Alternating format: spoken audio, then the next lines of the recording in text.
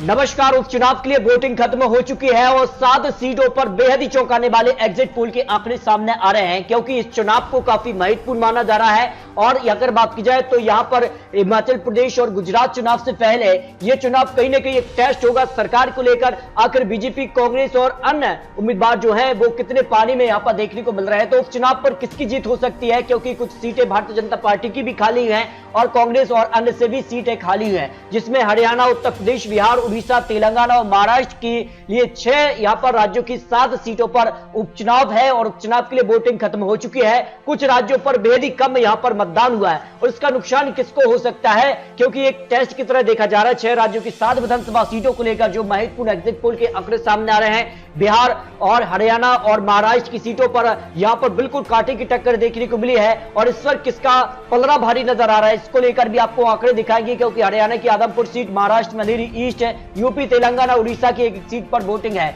और इसमें अगर बात की जाए तो महाराष्ट्र को लेकर जो है एग्जिट पोल के आंकड़े हैं, महाराष्ट्र में वोटिंग खत्म हो चुकी है। सबसे कम मतदान ही देखने को मिला है, 31.47% ही यहां पर अंधेरी ईस्ट में यहां पर मतदान हुआ है, क्योंकि भारतीय जनता पार्टी ने अपना उम्मीदवार यहां पर नहीं उतारा। सीधे तौर पर 2 यहां पर निर्दलीय और यहां पर उद्धव गुट से यहां पर ऋतुजा लटके चुनावी मैदान में थी और एक तरफा उनके पक्ष में ये यहां पर जो आंकड़ा है वो जा रहा है एग्जिट पोल के हिसाब से। क्योंकि इससे पहले भी यहां पर शिवसेना का पलड़ा भारी रहा था, 2019 में भी सीट पर शिवसेना ने जीत हासिल की थी और 2014 में भी। और इस बार सीधे तौर पर यहां पर बड़ा यहां पर चुनाव था, लेकिन बीजेपी ने अपना उम्मीदवार नहीं उतारा। इस कारण से सीधे तौर पर अंधेरी ईस्ट पर जो है यहां पर उद्धव गुट को यहां पर फायदा हो रहा है। सीधे तौर पर यहां पर ऋतुजा लटके यहां पर जीत रही है और यहां पर बात की जाए तो शिवसेना को यानी यहां पर उद्धव गुट जो है वो यहां पर जीतता नजर आ रहा है महाराष्ट्र की सीट पर। लेकिन बिहार की सीट पर बात की जाए तो बिहार की सीट की यहां पर मोकामा सीट की अगर बात की जाए तो 52% यहां पर मतदान हुआ है। और यहां पर अगर बात की जाए तो यहां पर आरजेडी, जेडीयू और यहां पर बात की जाए तो जिस कारण से चुनावी मैदान में थे। हालांकि बीजेपी और आरजेडी में ही सीधे तौर पर मुकाबला देखने को मिल रहा है। बीजेपी से यहां पर सोनम देवी चुनावी मैदान में है, जबकि अगर बात की जाए तो यहां पर आरजेडी से नीलम देवी चुनावी मैदान में है। तो उपचुनाव के लिए अगर बात की जाए तो किसका पलड़ा भारी नजर आ रहा है, क्योंकि बीजेपी ने यहां पर 27 साल बाद अपना उम्मीदवार चुनावी मैदान में उतारा है। इस कारण से सीधे तौर पर आरजेडी ही यहां पर पलड़ा भारी हो सकता है। नीलम देवी यहां पर चुनाव जीत सकते हैं, जो एग्जिट पोल के अनुमान और यहां पर आंकड़ा बन रहा है, क्योंकि यहां पर उनका पलड़ा काफी भारी रहा है। इससे पहले भी वो यहां पर जीत रहे हैं। तो मोकामा सीट की अगर बात की जाए तो यहां पर आरजेडी को जा रही है सीट बिहार में, यहां पर जो है सत्ता पक्ष को सीधे तौर पर फायदा हो रहा है। तो यहां पर अगर बात की जाए तो जो यहां पर अनुमान भी लगाएगा तो इसमें भी यहां पर बात की जाए तो काफी आगे दिखाई दी है नीलम देवी, जो कि आरजेडी से हैं। इसके अगर बात की जाए तो बिहार के लिए यहां पर गोपालगंज सीट पर 48% यहां पर मतदान देखने को मिला है। और गोपालगंज की बात की जाए तो यहां पर बीएसपी, बीजेपी और आरजेडी में त्रिकोणीय मुकाबला देखने को मिल रहा है।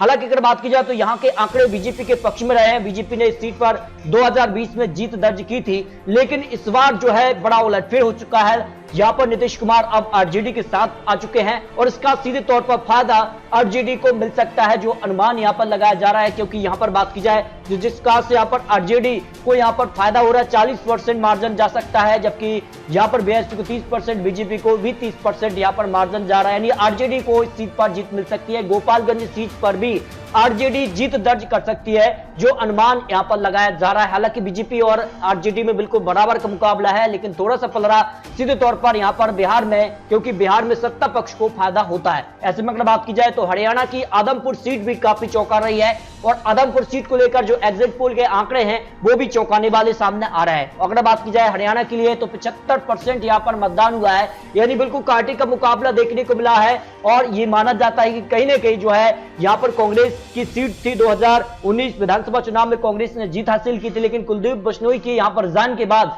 यह सीट यहां पर खाली हुई थी और ऐसे में अब यहां पर उपचुनाव था। तो भाव्य बिश्नोई बीजेपी से और कांग्रेस से यहां पर जय प्रकाश चुनावी मैदान में थे। लेकिन पलड़ा अगर बात की जाए तो किसका भारी है, जो ओपिनियन पोल यहां पर एग्जिट पोल के अनुमान यहां पर लगाए गए हैं। क्योंकि हरियाणा की बात की जाए तो त्रिकोणीय मुकाबला होने की संभावना है, क्योंकि आम आदमी पार्टी चुनावी मैदान में उतर गई है और ऐसे में यह माना जा रहा है कि यहां पर भाव्य बिश्नोई बीजेपी और जयप्रकाश कांग्रेस और सत्येंद्र आम आदमी पार्टी से चुनावी मैदान में थे। लेकिन पलड़ा यहां पर बात की जाए तो यहां पर कहीं ना कहीं कांग्रेस का भारी हो सकता है, जिस कारण से आदमपुर सीट पर 2019 में भी एक बड़ी जीत उनको मिली है। और ऐसे में अगर बात की जाए तो बराबर का टक्कर यानी बीजेपी और कांग्रेस में आमने सामने की टक्कर यहां पर देखने को मिल सकती है। जो अनुमान यहाँ पर लगाया गया है। जबकि अगर बात की जाए तो यहाँ पर धामनगर की बात की जाए तो उड़ीसा की सीट पर भी यहाँ पर उपचुनाव है और ये सीट यहाँ पर बात की जाए तो बीजेपी की खाली है। और ऐसे में अगर बात की जाए तो विष्णुचरण सीट के चलते सीट खाली है और बीजेपी से अगर बात की जाए तो जिसका बड़े उम्मीदवार चुनावी मैदान में है और बीजेडी से भी यहाँ पर चुनावी मैदान में उतरे हैं। तो धामनगर की सीट की अगर बात की जाए तो सीट पर जो है यहाँ पर बीजेडी के पक्ष में जा सकती है, यानी बीजू जनता दल के पक्ष में जा सकती है, क्योंकि वर्तमान में उनकी सरकार में है और ये माना जा रहा है कि बीजेपी और बीजू जनता दल के बीच आमने सामने की टक्कर यहाँ पर देखने को मिल सकती है। बराबर की टक्कर है लेकिन थोड़ा सा पलड़ा भारी यहाँ पर बीजेडी के पक्ष में जा सकता है। इसके अलावा अगर बात की जाए तो उत्तर प्रदेश के लिए गोला विधानसभा सीट पर भी उपचुनाव के लिए वोटिंग खत्म हो चुकी है और यहाँ पर 55% यहाँ पर मतदान हुआ है और ऐसे में यहाँ का पलड़ा किसके पक्ष में दिखाई दे रहा है। बीजेपी से अगर बात की जाए तो अरविंद गिरी यहाँ पर जो है चुनावी मैदान में है, जबकि समाजवादी पार्टी से विनय तिवारी चुनावी मैदान में रहे हैं। हालांकि 2017 चुनाव में बीजेपी ने यहां पर बाजी मारी थी और इस वक्त किसका पलड़ा भारी नजर आ रहा है, क्योंकि बराबर की टक्कर यहां पर उपचुनाव में देखने को मिल रही है। लेकिन इस सीट पर माना यह जा रहा है कि बीजेपी यहां पर आराम से जीत दर्ज कर सकती है। अमन गिरी बीजेपी से जीत सकते हैं। जो गोला यहां पर सीट को लेकर ओपिनियन पोल, एग्जिट पोल के आंकड़े सामने आ रहे हैं, एनडीए यानी बीजेपी के पक्ष में इस सीट पर जीत मिल सकती है।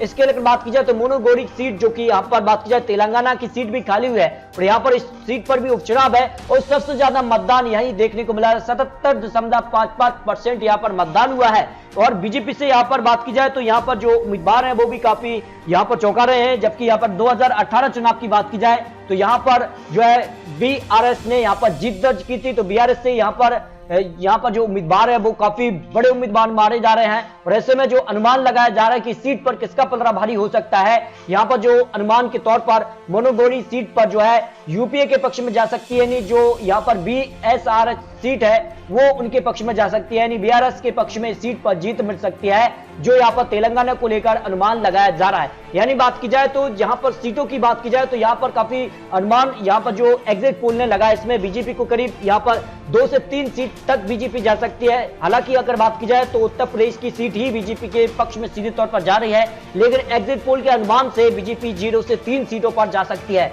जबकि यूपीए की बात की जाए तो यूपीए 0 से 2 सीटों तक पहुंच रहा है। अन्य की बात की जाए तो अन्य के पाले में यहाँ पर 0 से 3 सीटों पर यहाँ पर जीत मिलने का अनुमान एग्जिट पोल ने लगाया है। यानी उपचुनाव की जो 7 सीटें हैं इनमें से काफी चौंका रही हैं। अन्य के पक्ष में सबसे ज्यादा सीटें जाने का अनुमान एग्जिट पोल ने लगाया उपचुनाव के लिए और ये उपचुनाव के परिणाम काफी चौंकाएंगे जब यहाँ पर विधानसभा चुनाव भी होने हैं, क्योंकि गुजरात और हिमाचल प्रदेश में चुनाव है। तो आपको क्या लगता है, क्या इन चुनाव के परिणाम इन राज्यों की चुनावी आंकड़ों पर पड़ेंगे या नहीं, ये काफी महत्वपूर्ण हो जाता है। तो आपको क्या लगता है, अपनी राय कमेंट बॉक्स में जरूर किए, क्योंकि ये तो एग्जिट पोल के आंकड़े हैं। 6 यहाँ पर नवंबर को उपचुनाव के परिणाम सामने आ जाएंगे, तो आपको बहुत जल्द परिणाम भी दिखाएंगे। तो आपको क्या लगता है, अपनी राय रख सकते हैं। मिलते हैं लेटेस्ट अपडेट महत्वपूर्ण विश्लेषण के साथ, तब तक के लिए जय हिंद, जय भारत।